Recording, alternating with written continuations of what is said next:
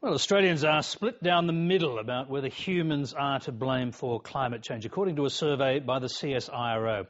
As Margot O'Neill reports, a survey shows that how people vote is now the key indicator of whether they accept or reject the scientific evidence for human-induced global warming. It seems it's politics, not science, that determines most people's attitude to climate change.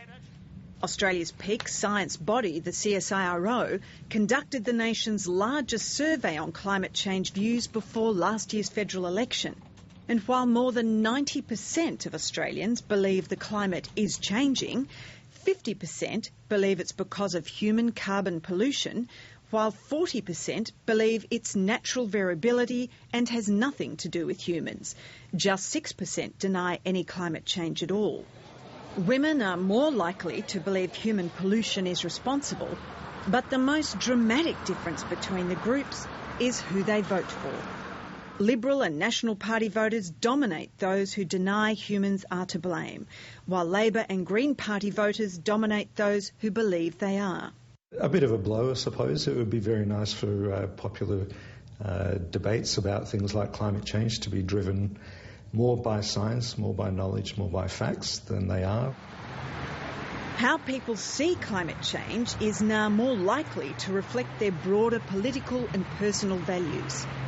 Sometimes even deep-seated beliefs and concerns about nature, with a capital N, about God, about God's plan for the world.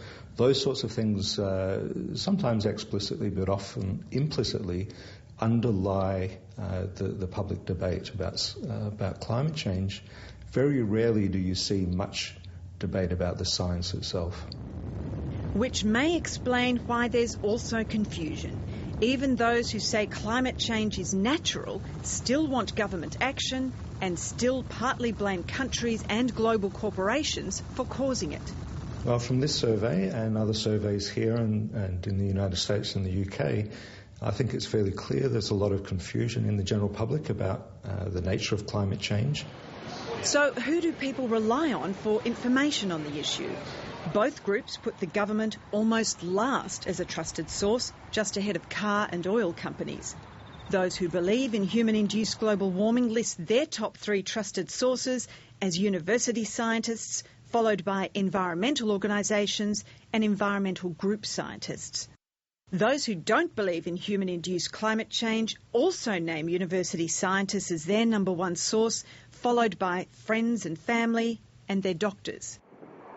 The results confirm a dramatic shift in just a few years, with a 10% drop or so in people accepting the climate change link to human pollution, even though in the same period, climate scientists have become even more certain of the evidence.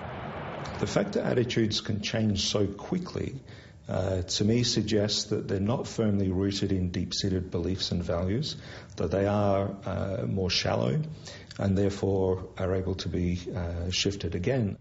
The survey will be repeated annually. Margot O'Neill, Lateline.